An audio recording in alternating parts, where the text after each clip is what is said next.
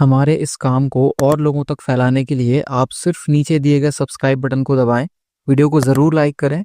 आपके एक लाइक और सब्सक्राइब से आज की ये वीडियो और हमारा पूरा चैनल नए लोगों तक जाएगा, जिससे उन्हें सच्चाई और सही जानकारी मिलेगी।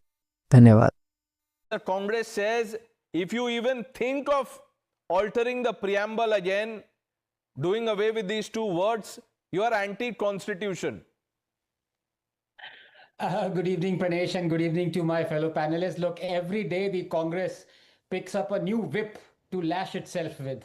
It has taken self-flagellation to an art form, honestly.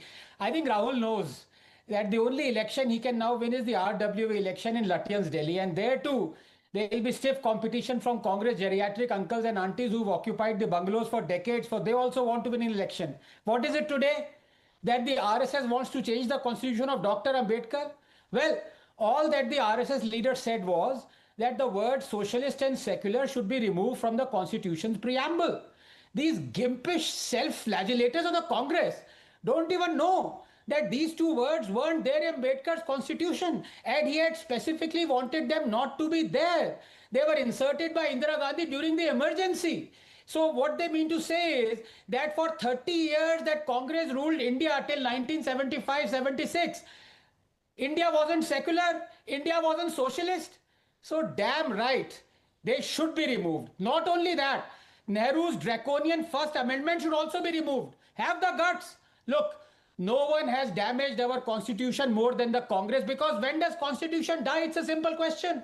When a citizen's freedom of speech and expression is brutally stomped upon, and that is what Nehru did through his First Amendment to our constitution, following which under him dozens of books and films were banned, historians and editors were jailed. When does constitution die? When the president and the judiciary is forced to curtail the fundamental rights of the citizen, and that is what Indira Gandhi did through the emergency, following which tens of thousands of Indians were jailed and killed and sterilized, and constitution's body and soul and preamble altered with gay abandon.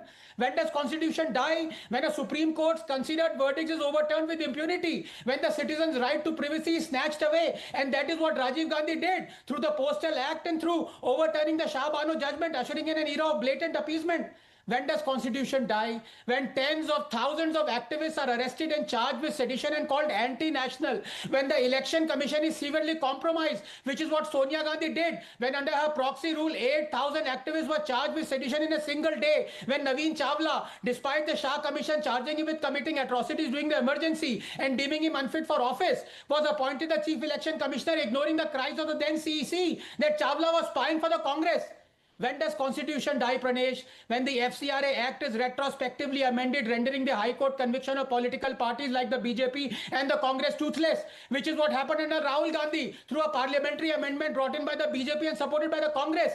Nehru, Indira, Rajiv, Sonia, Rahul, these are the famous five who have made sure our constitution is dead. On the other hand, how has Modi killed constitution or the RSS? Give me one example that hasn't either been ratified by the Supreme Court or the opposition itself, like the 370 abrogation of the SC/ST Act. Finally, you need to give me 30 seconds for this.